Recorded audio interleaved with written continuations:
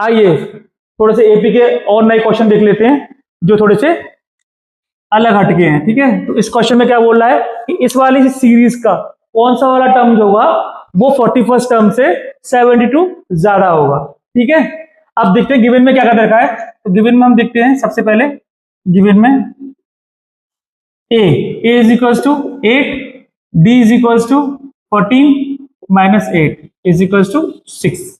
अब मुझे क्या निकालना है, यहां पे मुझे ये निकालना है कि वो टर्म निकालना है जो 41st टर्म से ज्यादा होगा। तो गिवन क्या कर रखा है, मुझे T41 दे रखा है, T41 में नहीं दे रखा है मुझे, बस एक कंडीशन दे रखी है कि एक ऐसा टर्म निकालना है जो 41st टर्म से 72 ज्यादा है।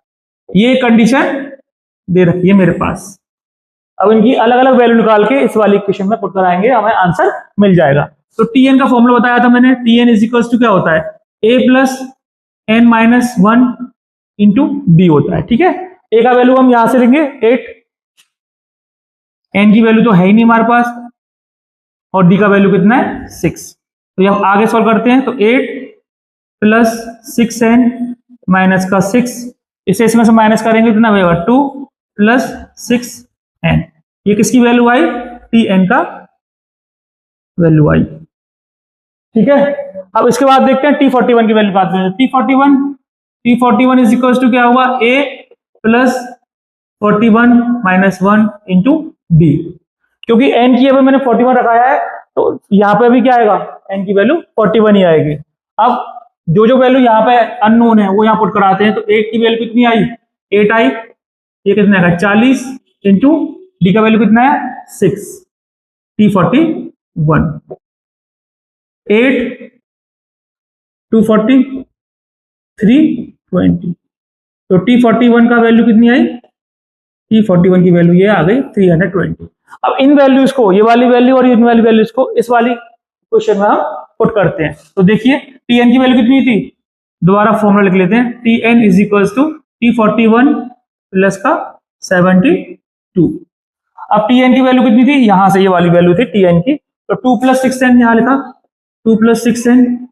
T41 की वैल्यू कितनी थी 320 प्लस का 72। ठीक है, इनको ऐड करने पे कितना आएगा, इसको उधर शिफ्ट कर लेते हैं। तो 6n इज इक्वल्स टू, इसे ऐड किया कितना आया 392, और ये उधर जाके माइनस का 2 हो गया। तो 6n इज इक्वल्स टू 390। तो n का वैल्यू कितना आएगा 390 अपॉन 6, 6 6 जा 36 और 6 5 जा 30। तो n की वैल्यू क्या होगी 65।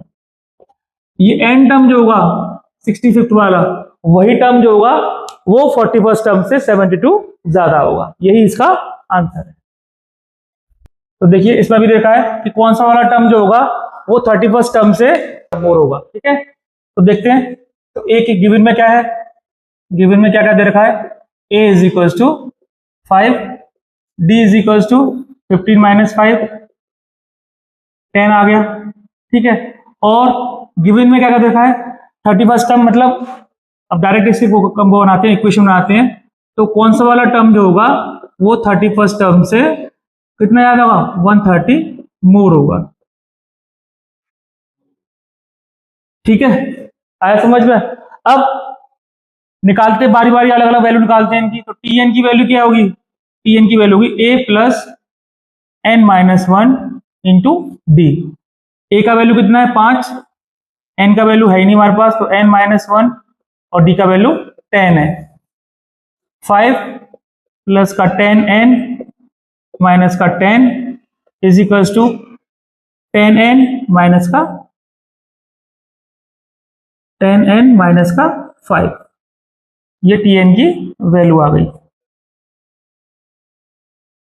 ठीक है, अब इसमें क्या करेंगे, अब T31 की वैल्यू निकालनी है। तो 31 के लिए क्या करेंगे, a plus 31 minus 1 into D.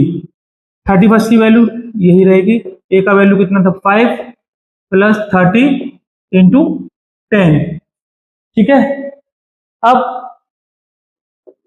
31 इसे 5 और ये कितना हो गया 300,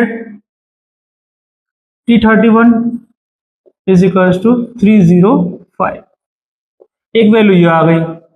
अब क्या करेंगे, इन दोनों वैल्यूज को इस वाली इक्वेशन में पुट कराएंगे। तो देखें क्या आता है, Tn is equals to T31 plus का 130, इस वाली वैल्यू पुट करते हैं। देखिए T10n माइनस का 5 इज इक्वल्स टू 305 प्लस का 130, इसे सॉल्व कराते हैं तो कितना आएगा, ये आएगा तुम्हारा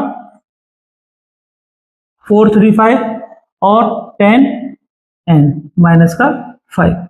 आगे सॉल्व करते हैं इसको, तो 10n को यही रहने दिया और बाकी उधर को -5 को उधर जाके +5 बना दिया।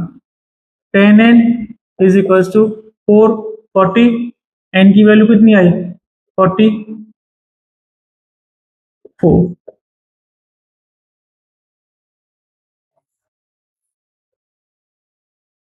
तो 44 टर्म एक ऐसा होगा जो कि 31st टर्म से 130 ज्यादा होगा। ठीक है,